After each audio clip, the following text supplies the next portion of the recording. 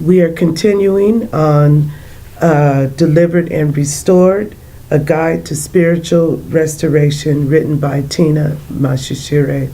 Psalms 51:12 says, "Restore to me the joy of your salvation, and grant me a willing spirit to sustain me." Chapter 2, Restoration. The Spirit of the Lord is upon me. He has sent me to heal the brokenhearted, to set at liberty those who are bruised, to preach the acceptable year of the Lord. Luke 4:18. Jesus came to restore.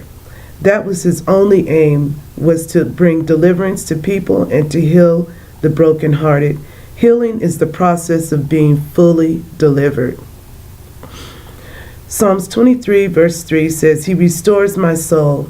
Only God can restore us. No one can do what he can do. The word restoration has an interesting meaning. Jensen Franklin wrote an interesting meaning of the word restoration. In his book on fasting, he states, "The word restoration means to reset, which is a medical term meaning that when something is out of joint, it must go through a process of being reset." When we go through hurt and pain in our life, we need to be reset emotionally. Anyone who has been broken, abused, and accused causes damage in our emotions. We need to be reset. We must let the process of being reset happen in our life.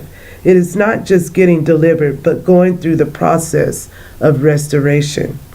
When someone gets delivered, they are being rescued from a situation. They are taking the opportunity to get free from whatever was binding them. In my previous book on freedom, I gave an example of how a prisoner is freed from prison.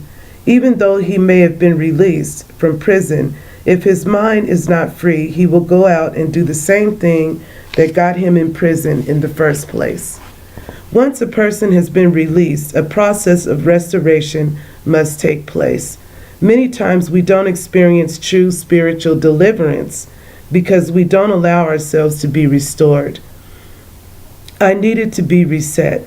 I needed to be restored. How does restoration happen? It happens when we apply the strategies needed to ensure that restoration takes place. In the next chapter on applying the strategies, you will gain more insight on how to get restored and stay restored.